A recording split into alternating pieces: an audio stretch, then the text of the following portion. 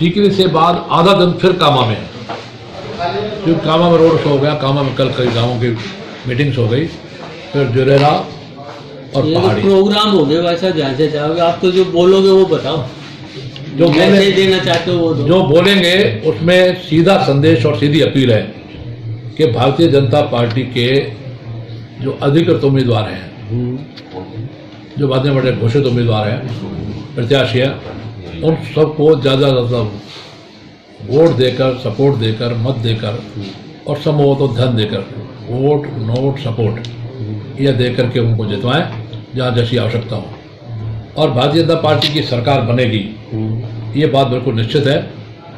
अब तक जो धुंध था वो धुंध अब छट गया। बागी बीजेपी में भी रहे, बागी कांग्रेस में भी रहे, पर कांग्रेस के 4 कार्यालयों को तोड़ा गया। वहाँ टीवी, वहाँ फ्रिज, वहाँ बोर्ड, वहाँ कूलर फेंके गए।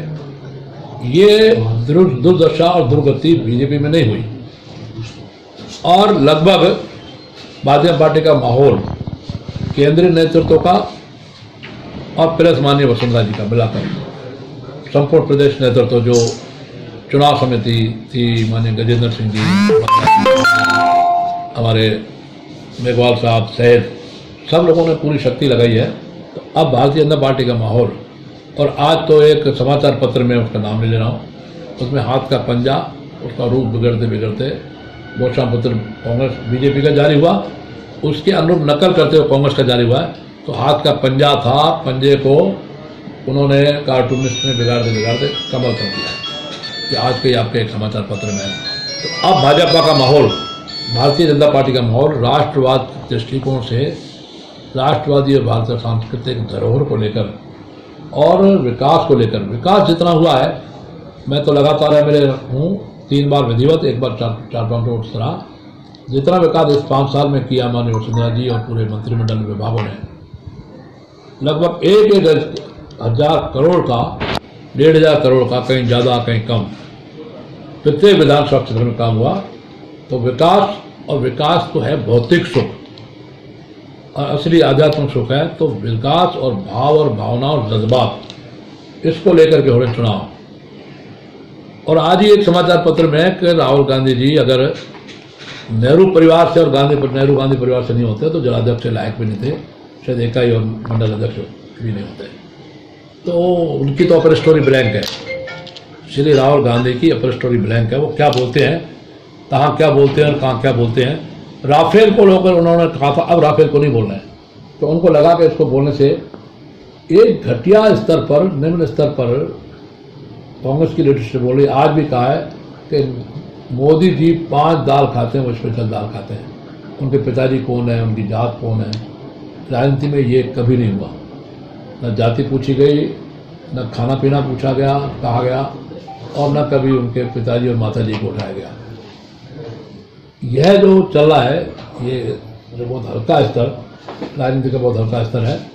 मैं बोलता हूँ तो तथ्यात्मक बोलता हूँ, और बाकी हमारे नेता प्रदेश के अंदर तो और भी होते हैं। मेरे बारे में एक बात है कि ज्ञान दिया हो जा विवादों में, आप लोग पत्रकार इस बात को ज्ञान दिया हो जा, फिर विवादों में ज्ञान दिया हो जा, विवादास्पद बोल, कड़े बोल। मैं सच कहता हूँ, उसको पत्रकार सच को विवादास्पद बनाते हैं, वो आप लोगों को मैं धन्यवाद देता हूँ। फिर भी मीडिया, आपका विशेष आभारी हूँ, मैं धन्यवाद देता हूँ। मीडिया ने मुझे बहुत सपोर्ट किया, बहुत सहयोग किया है। अभी जो बजरंगबली के बारे में आया है, मेरे इष्ट देव बजरंगबली है और मेरी कुल देवी हिंगलाज माता है। वेदों में जिनका नाम आता है हिंगलाज माता का, वो मेरी कुल देवी है, जो पाकिस्तान के और अफगान के बॉर्डर पर क्वेटा पेशावर में है, और मेरे इष्ट देव हनुमान जी हैं। अब जो आया है वो एक हंसी मजाक में कोई बात हो रही थी, उसको कुछ लोग मित्र हमारे जैसे पहले एक बार लोकसभा को चुनाव को लेकर के एक मित्र ने किया, वैसे ही हुआ। बाकी मैं बजरंगबली के प्रति, वीर हनुमान जी के प्रति, हनुमान जी के प्रति पूरी श्रद्धा रखता हूँ, मेरे इष्ट देव हैं। इसलिए इस संबंध में और कोई बात मैं कहना नहीं चाहता। भारतीय जनता पार्टी की सरकार बन रही है, ये मेरा दावे के साथ मैं कर रहा हूँ। दावा तो होता है कई बार दाएं बाएं, लेकिन विश्वासपूर्वक कह रहा हूँ। विधानसभाओं के लिए मुझे माननीय मुख्यमंत्री जी का आदेश हुआ है, वो मेवात की है। उन मेवात की सीटों पर मैं प्रचार करूँगा। उनमें से शायद कोई किसी एक आध सीट पर ट्रायंगल फाइट या फॉर बंगाल फाइट के कारण कोई नुकसान हो तो अलग बात है, बाकी लगभग सीटें आएंगी। ऐसा कौन सा चुनाव है कि जहाँ निर्दलीय, विद्रोही और बागी खड़े नहीं होते हैं? मेरा अनुभव 1962 से है, 57 भी मुझे ध्यान में है, पर 1957 में मैं छोटा था। 1962 में हम लोग श्री गंगानगर थे। श्री गंगानगर में हमारी ज़मीन थी कानपुर तहसील में, और यहाँ हम 63 में आए हैं। लड़ाया, देखा। मेरे पिताजी मूलतः कांग्रेस में थे, तो मैं उसमें कांग्रेस में कांग्रेस के भी, बीजेपी के भी, इसलिए हर बार बागी, विद्रोही, निर्दलीय खड़े होते हैं। यहाँ भी है, पर बागियों को धीरे धीरे आम जनता बागियों से धीरे धीरे सिमट करके अधिकृत उम्मीदवार। तो अगर जैसे बागी जीतते हैं, निर्दलीय जीतते हैं, तो अगर बीजेपी की सरकार में अगर उनको बहुमत चाहिए होगा तो क्या उनका सहयोग लेंगे? क्या सरकार बनाने लेना ही पड़ेगा, ये प्रैक्टिकल। अभी तो जैसे आप बागियों को कह देते हैं कि 6 साल के लिए निष्कासित कर दिया, या आप बयान दे देते हैं, फिर बाद में सरकार बनाने पर आप उनका सहयोग भी लेते हैं। देखिए 93 का, आप सब नए पत्रकार हैं, एक सज्जन पुराने जिनको मैं जानता हूँ, मित्र हमारे, 93 में कांग्रेस के घोषणा पत्र में स्वर्गीय श्री परशुराम मदराना का फोटो था। ये तय हो गया कि इस बार जाट मुख्यमंत्री बनेगा। जाटों को छलाया, कांग्रेस ने जाटों को छलाया।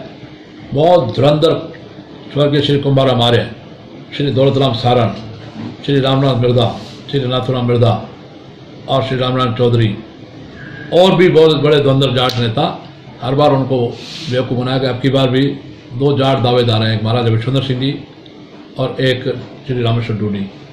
और जाटों को नहीं बनाएंगे किन को, वो तो कांग्रेस जाने। लेकिन तय है कि उस समय 93 में परशुराम मदराना का फोटो दे करके घोषणा पत्र घोषित किया गया।